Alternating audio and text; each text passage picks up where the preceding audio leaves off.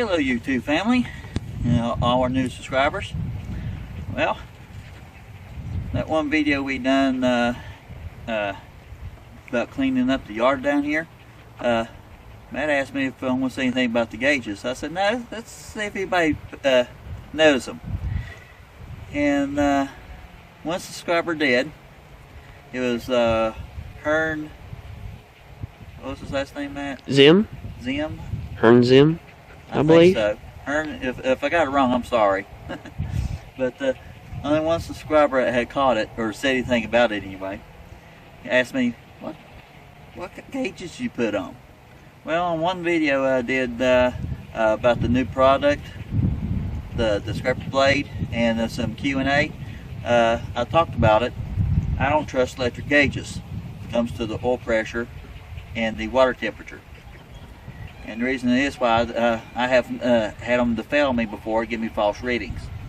So come over here, Matt, and I'll show them what I done. Okay. Now, to protect the oil pressure hose and the wiring, I put in an insulation, extension cord insulation. I stripped the wires out of it and put it down in there. But what I got is the oil pressure is here and the water temperature is here. And as I'll show you here in a second, it's got good oil pressure. Of course, would hope so.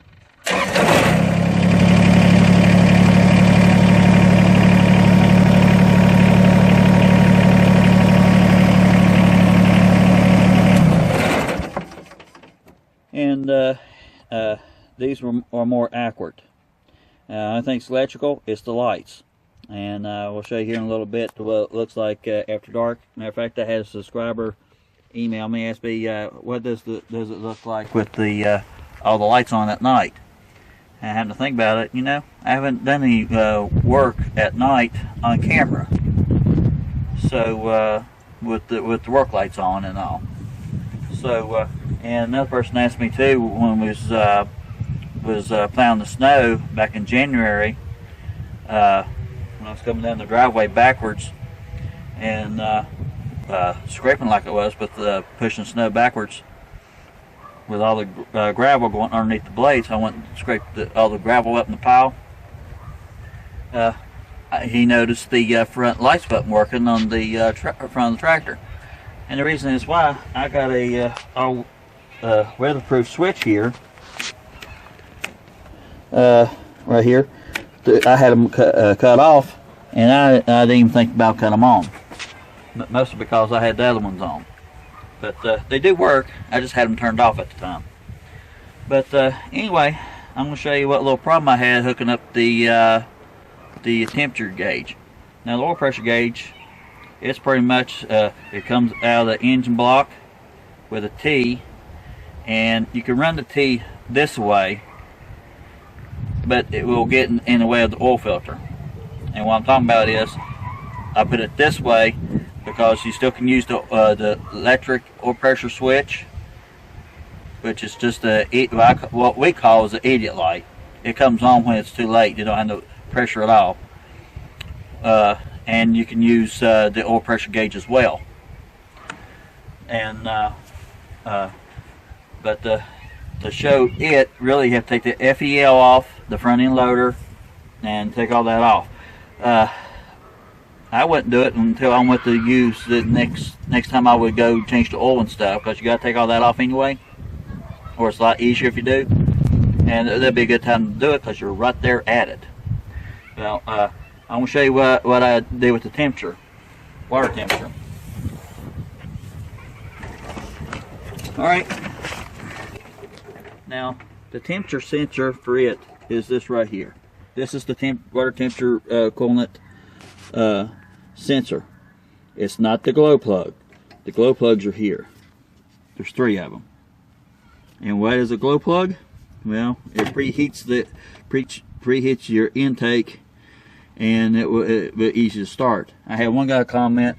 He said, "Mine will never start in cold weather." And Paul Short did a video, and he had several people ask him about that. How come they're so hard to start in cold weather? And he did this showing how you use the glow plugs, depending how cold it is, depending how many seconds you use. And the shop manual will tell you exactly how long to use it and stuff. You do not use ether, or in other words starting fluid, on these engines. It will damage the engine, and we'll even tell you that in the book. But anyway, this is the sensor here, and Matt, are you filming this since you're measuring with your phone? This is the sensor here. Now the probe that goes with the gauge is too big for this. It won't go in there. Or otherwise you could do a T like for the oil pressure. So what I done was,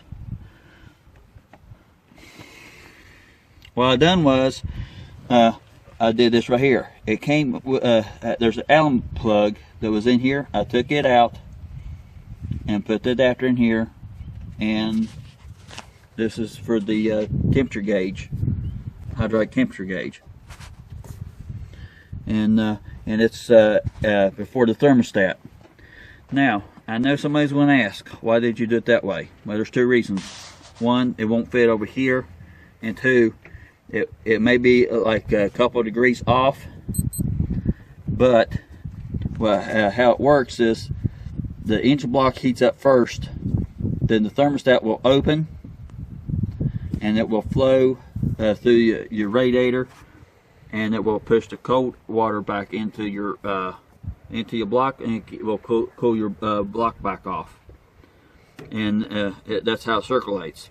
So with it here, it may be a couple of degrees. I wouldn't think it'd be more than that, but when the thermostat will open up, and which is according to the shop manual, it's 180 degrees Fahrenheit. I don't know what it is in Celsius, but it will actually, it tells you in Celsius, and I converted it over, I believe. The shop manual does one, and in one way, and the owner's manual tells you the other, Celsius, Fahrenheit, or vice versa.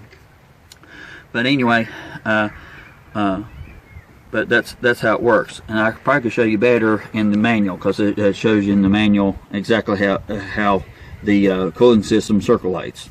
Okay, folks, I got the shop manual here to help show you. The wind's blowing a little bit. Got some rain moving in, so Matt, if you come here, I'll try to explain it to him, because I know somebody's going to ask me. All right, well, here's where your electric sensor is for your water temperature. This is your head. This is your block. Your head heats up. Here's your thermostat. When it gets to temperature, the thermostat will open. See these arrows? It shows you. It goes through the radiator, cools off, comes back down at the bottom, cools your block and your head off, and then it takes the heat out, and then the water's warm up again, or your coolant, and it goes back out, and it just keeps redoing the process. So they explains it, I hope. Like I said, it shouldn't be no more than 1 to 2 degrees difference, and like I did said in the other video, I recommend get these shop manuals, folks. It's worth the money. Either do it the way I did, which is cheaper than buying the whole book, unless you just don't want to go through the trouble eliminating the pages like this. But for us, it was cheaper doing this way. It took a little bit longer to get to it this point, but it's a lot worth the trouble, I think. But depending how you do it. But anyway, if you get the shop manual, it breaks it down so much easier. It shows you and exactly how things work, what the specifications are, and what are the capacities, the torques, and everything. And tell me you need the shop manual for your tractor, for your specific tractor, because some of them with the different models and stuff coming out now, some of them are changing. So make sure you get the right one. So, well, and always make sure your screen stays clean too. I said that in the other videos before. Make sure the screen stays clean, especially if you like your mowing grass, brush hogging, something like that, or you're working with the loader and the backhoe and it's dusty. Take this completely out, blow it out with the air hose, clean it, and you can see my other videos where I've done that before. Like I said, Paul Shore has done some videos with these BXs too, and shows you some things that some ways he does things too. So check them out. And Hearn, Hearn was thinking about putting some gauges on his tractor because he don't trust electric gauges either. And another fella that emailed me, I can't remember his name either. This is what happens when you get old or something. But anyway, he was going to put some gauges on his. And this is how I do it. Now, you may not want to do like I did, put screws in it to hold these down. And the reason I put screws on it, for these got a lot of vibration. I don't know. I didn't think the double-sided tape or something like that would hold it. I was wanting to make sure it wouldn't go nowhere, because I'm planning on keeping this tractor for the long haul. So I want to make sure my power plant's doing what it's supposed to be doing. I don't want it to be overheating or anything like that. So and with the electric gauge in here, it actually when the thermostat opened up here the other day when we was cleaning up the yard, it was on showing 2 bars, and the gauge was showing 180 degrees. So and there to go above 180. I was watching it, and only time it went over 180 is when I first shut it off, which they all do that. Gas engines does also.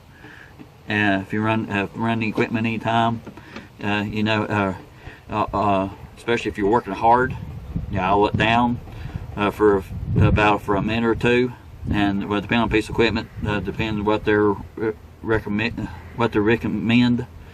and out down for 5 minutes or even 5 minutes or so. But anyway, out down, just don't go up, come in from brush hogging or mowing or whatever and just shut it down. That's not good on them, folks. Then we have a little time to cool down. Just out them down, sit there and idle a little bit, then shut them off.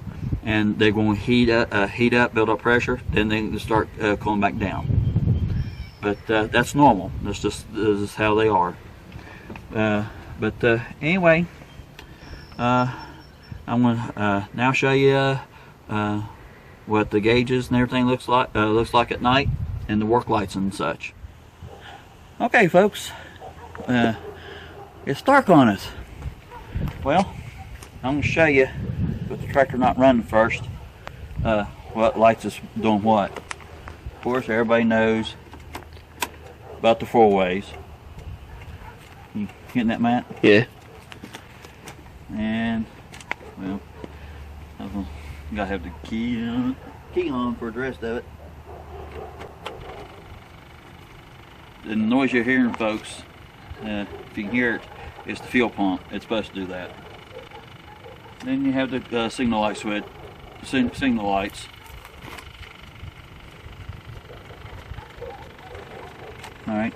Now, the reason I put the switch, these here on the switch,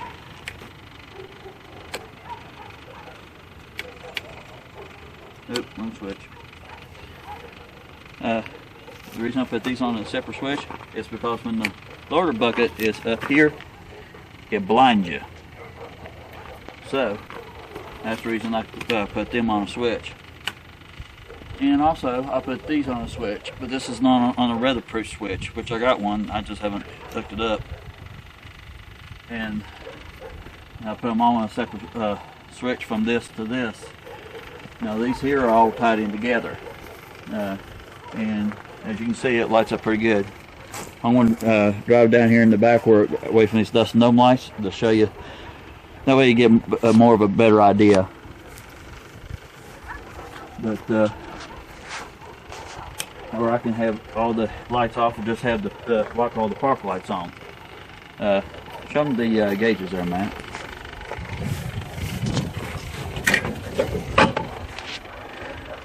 Of course, it's not running, but I'm trying to get there it is. And I started it up and put it up from earlier till it got dark, and run it back out here. Must be feeding time. Dogs are barking like crazy. But anyway, we want to go down here where it's darker, get away from these lights so you can see a lot better.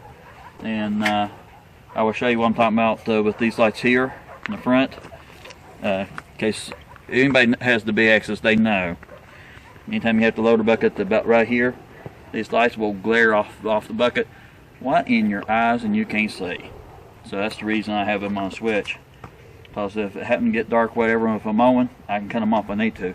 But actually, these up here are bright enough. Really, I don't even need these. These is the lights that actually came with the tractor. They're not the LEDs. They're just regular halogen bulbs. Now these square ones right here,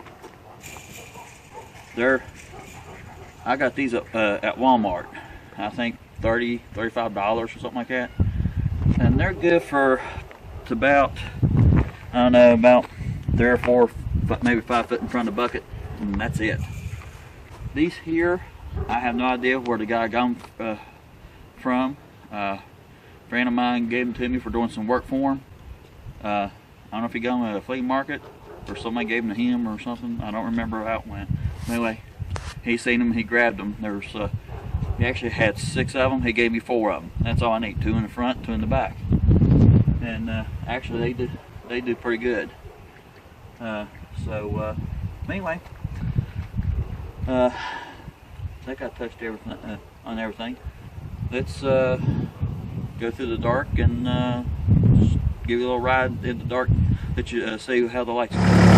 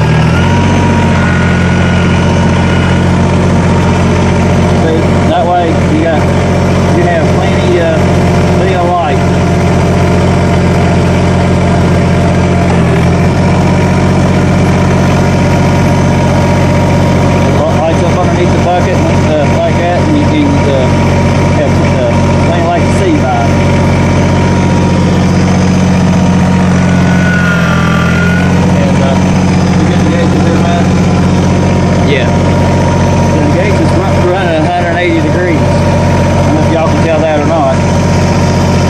Water pressure is about right at 60 pounds.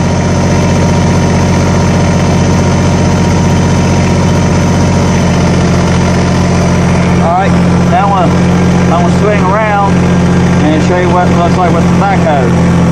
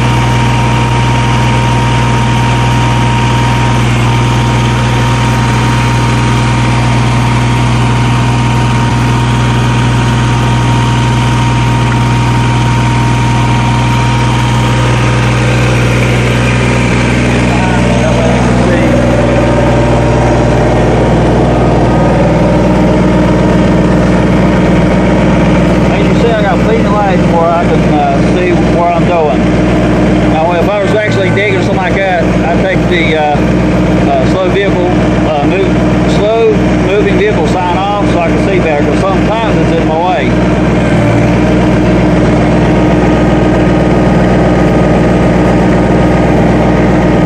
I got plenty of light where I can see everywhere around me.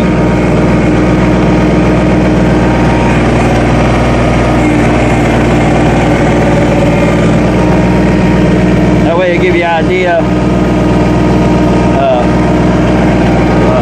about the lighting. I never thought about that before. A few times I've worked at late in the evening where it was dark.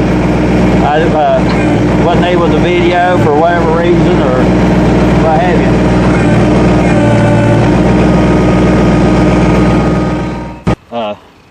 How I was getting on there.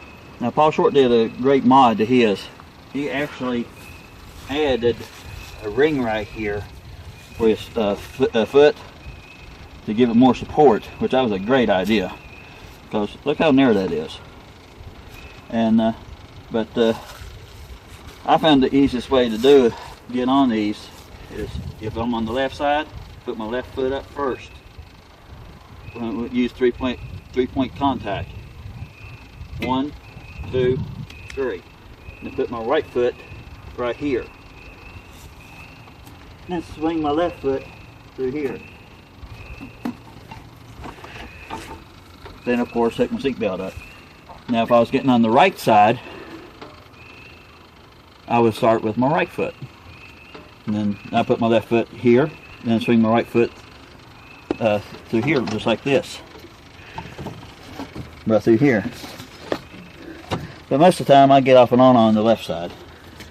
To me it's just a whole lot easier. You really don't have to. That's what I do.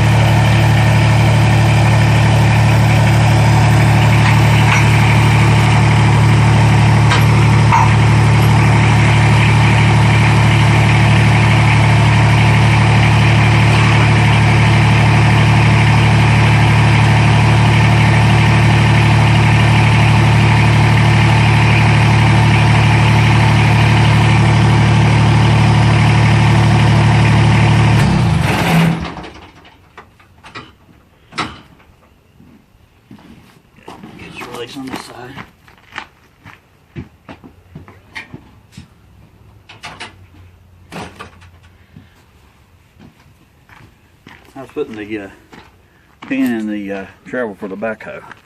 That way it won't leak. The lifting arm wouldn't leak off. That's what I was doing. It's a lot easier to do it before I back it in there. I got the snow blower in there and it was blocking my way, so that's the reason I was climbing over the seat. But anyway, if you're wondering why I got chains on, winter time ain't over yet. It was 70 degrees, 76 degrees today, and we got rain showers coming and going in and out, and so we got rain showers coming and going, but winter time ain't over yet, and some of our worst snows just came in March, and that's the reason the chains are on, just in case old man winter ain't done with us yet. I can always drop the backhoe real quick, put the 3-point hitch on, which only takes 2-3 minutes, maybe not that long, and hook the scraper blade up, and I'm ready to go. Well, the tractor will be ready to go. I don't know if I'll be ready or not. I'm ready for spring. But anyway, here's another little video for you folks, and thank you for subscribing, thank you for watching, and we appreciate all the nice comments and all. So everybody stay safe. If you got any questions, leave them down below, and if you like to email us too, that's fine. We have several that likes to email, and for privacy reasons, and so everybody take care and God bless, and keep on tractoring.